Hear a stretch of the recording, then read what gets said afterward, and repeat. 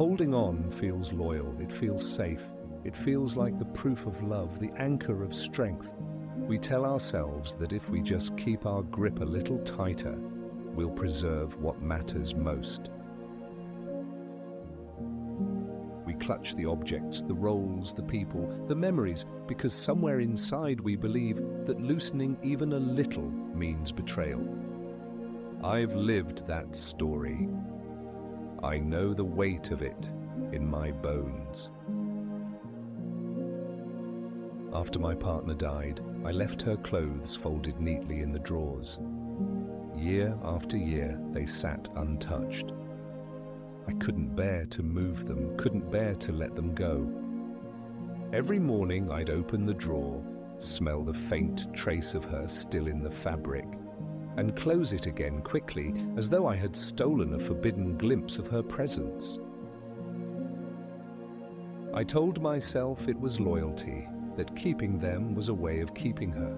But the truth was darker. I was afraid that if I let them go, I would be letting her vanish, as though the fabric was all that tethered her to me. Holding on felt like devotion, but in truth, it was suffocation.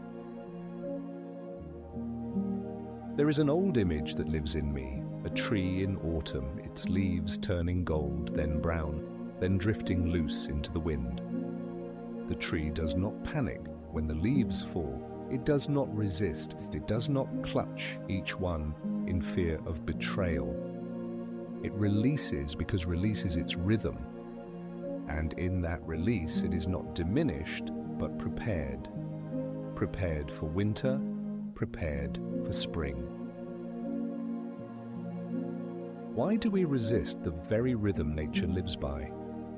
Why do we cling when everything else in life is letting go? What if what we cling to is the very thing that keeps us from living?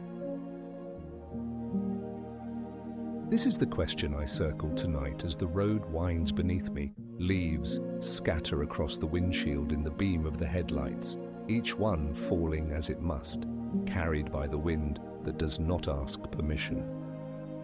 The air is cool, the kind that makes you draw breath deeper without meaning to. And I feel it. The ache of holding too long, the fear of loosening, the way grief and love intertwine in the smallest drawer of folded clothes. What if release is not betrayal, but the only way life breathes again? The lie is subtle, but it runs through us like blood. It says that loyalty means never letting go, that if you release, you abandon, that if you loosen, you dishonor. And so we keep clinging to friendships long past their life, to roles that have already drained us, to possessions that no longer serve, to grief that has already carved its lesson. We keep clinging not because we are alive, but because we are afraid of emptiness. I've carried this lie in small and large ways. I held on to conversations long after they ended, replaying words until they lost all meaning. I held on to jobs that had burned me out, too scared to release the security they promised. I held on to friendships that had already withered, convinced that letting them fade was cruelty, when the cruelty was in pretending they still breathed. And most of all, I held on to memories, convinced that grip equaled love, when in truth, it was only fear that kept my hand closed.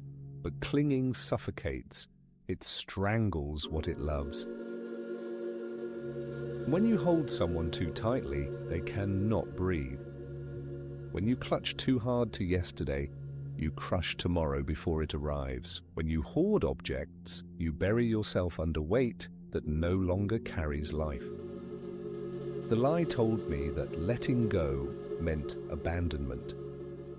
But I see now that letting go is the truest way of honoring. Release is not the denial of love. It is love's open hand. To let the leaves fall is not to kill the tree. It is to let the tree live. I can still feel the cost of my refusal to release. Years lost in stagnant roles, energy drained in friendships that no longer offered presence, days spent trapped in the silent weight of old clothes in a drawer. The room grew heavy, my chest grew tight, and still I told myself this was loyalty. But loyalty that suffocates is no loyalty at all. The truth is sharper and gentler at once. Release renews. Letting go is not loss. It is space for life to return. It is a door cracked open for air to move through a suffocating room. It is a breath exhaled after being held too long. I fought release. But release was the only thing that could free me. There is a drawer in my house that I used to avoid. It sat quietly in the corner of the bedroom. Nothing remarkable about it from the outside. But inside it lived a weight heavier than any stone I could carry. It was filled with the clothes of my partner who had passed years before. Folded neatly, preserved exactly as she had left them. Scarves, still soft with her perfume, sweaters with sleeves that seemed to remember the shape of her arms. For a long time I could not touch them, but I also could not let them go. Every morning I would pass that drawer, sometimes pausing to open it just an inch, as though checking if she was still inside. The faint smell of fabric and memory would rise, and my heart would clench. I would close it quickly, both comforted and wounded by what lingered there. I told myself this was love. That keeping her things untouched was proof of my loyalty, proof that she was not forgotten, proof that I was still holding her close. But the truth was harsher. I was not holding her. I was holding my fear that if I released those clothes, I would release her, that if I let them go, she would vanish entirely, and I would be left with nothing but absence. The drawer became my prison. It held her, yes, but it held me more. Years passed this way. Friends gently suggested I sort through them. My children asked if I wanted help. I would shake my head, insisting I wasn't ready. But really what I wasn't ready for was the grief of loosening. As though grief could be avoided by keeping fabric folded, as though loss could be undone by a closed drawer. The day finally came when I could not bear the heaviness anymore. It wasn't a grand decision, not a bold moment. It was a quiet morning, the air cool with autumn, the sound of wind brushing the window. I opened the drawer fully for the first time in years. I sat on the floor, pulling out each piece one by one. My hands trembled as I lifted the fabric, pressing it to my face, breathing her in. I wept until my body ached. And then slowly I began to let them go. Some I donated, some I passed to those who loved her. A few I kept, not as anchors, but as gentle reminders. The drawer grew lighter, emptier, and strangely, so did I. What I discovered that day was something I should have known all along. Letting go did not erase her. She was never in the fabric. She was in the laughter that still echoed in my memory, in the way I brewed tea the way she taught me, in the lives of our children who carried her presence without needing proof. Holding on had not preserved her. It had only suffocated me. Release did not betray her. It honored her. That morning, as the drawer closed on its new emptiness, I felt something I had not felt in years. Breath. Space renewal. It was not joy exactly, but relief. As though life had finally been allowed to flow again through a room that had been sealed shut. Release renews.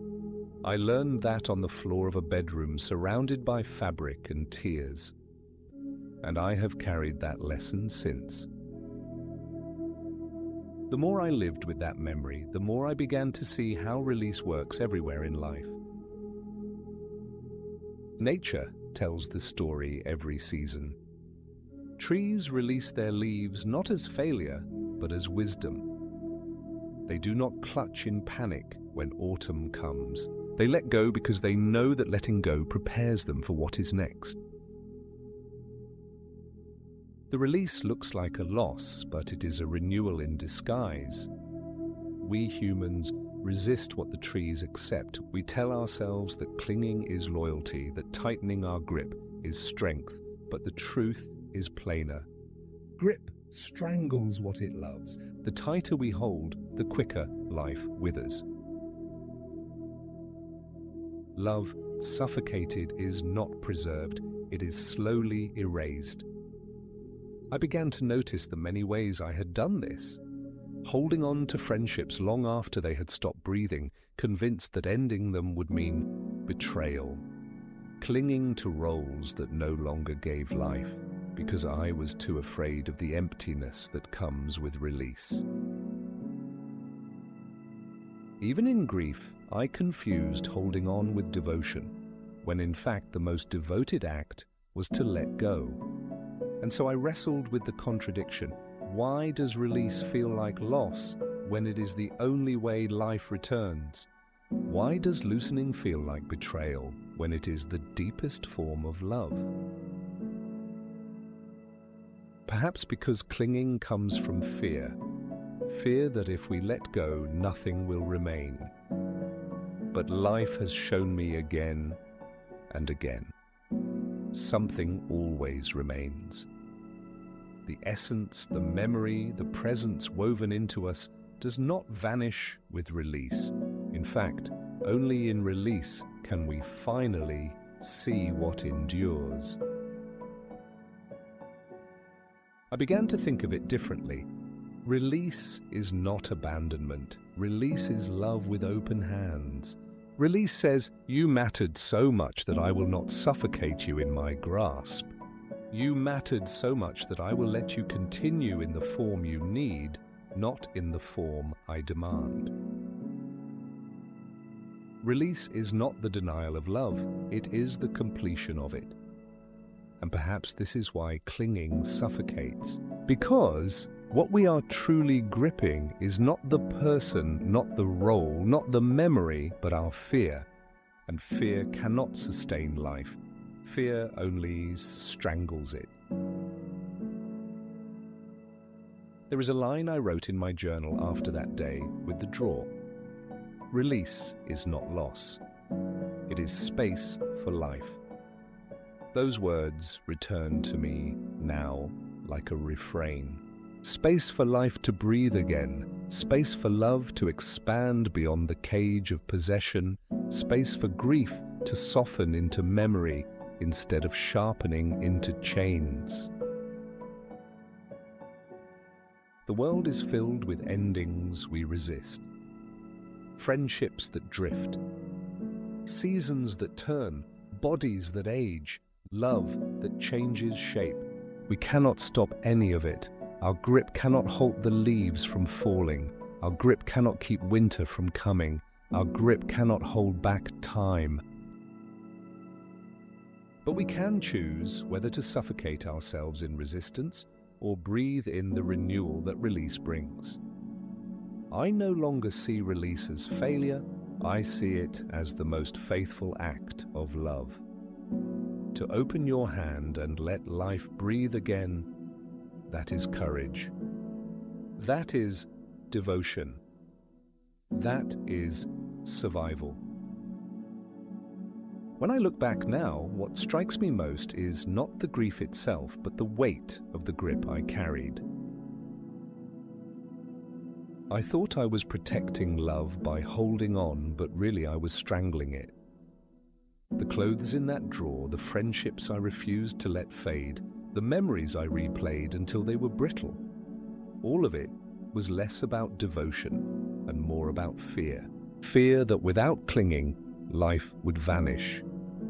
Fear that loosening meant betrayal. Fear that letting go would leave me empty. But I see more clearly now. Release does not erase. Release reveals. It uncovers what truly endures. When I let go of those clothes, my partner did not vanish. She remained alive in memory, alive in the habits I still carry, alive in the laughter of our children. When I released friendships that no longer breathed, I discovered space for new ones that did. When I released old roles, I found energy for the paths that were waiting. Release did not leave me with nothing. It returned me to what mattered. And so I hold this truth gently but firmly. Release renews. I say it aloud even now as the road bends beneath the car, leaves drifting across the windshield in the cool night air. Release renews. The tighter you grip, the less you hold. But open your hand, and life breathes again. This is not easy. I don't pretend it is. Letting go feels like death. It feels like betrayal. It feels like absence. But that is only the first taste. If you stay with it, if you breathe through it, release becomes spacious. Release becomes renewal. Release becomes the ground where something new can grow. So I wonder, where are you still gripping what longs to fall? Where in your life have you mistaken loyalty for suffocation? Where are you holding too tightly to yesterday, convinced it proves your love, when really it is only choking your tomorrow? I cannot answer for you, but I can invite you to consider the possibility. That release is not betrayal. That release is not abandonment, and that release is the deepest devotion, the truest form of love, the love that trusts life enough to open its hands. Release renews, let it. Holding on feels safe but suffocates. Letting go feels like loss but free. That is the contradiction we began with, and the contradiction that life has confirmed in me again and again. For years, I clung, convinced my grip was love, convinced my grip was strength. But I see now that love breathes only when the hand opens. Strength returns only when the fist unclenches. Renewal comes only when we dare to let go. As I drive, the image returns. Leaves drifting across the windshield, caught for a moment in the beam of the headlights before vanishing into the night. I want to live like that tree. To trust that letting go is not the end, but the rhythm. To trust that what falls was never mine to cage. To trust that release is how life moves through me, how love breathes beyond me, how renewal arrives even in loss. So let this be the benediction. Open your hand. Let life breathe again. Do not suffocate love by clutching it. Do not trap memory by caging it. Release is not abandonment. It is the doorway where life returns. You do not lose what you release. You only lose what you cling to. You honor by trusting love to live beyond your grasp. So let the leaves fall. Let the drawer empty. Let the river flow where it will. And when the fear rises, remember this: release renews. always. Open your hand. Let life breathe again.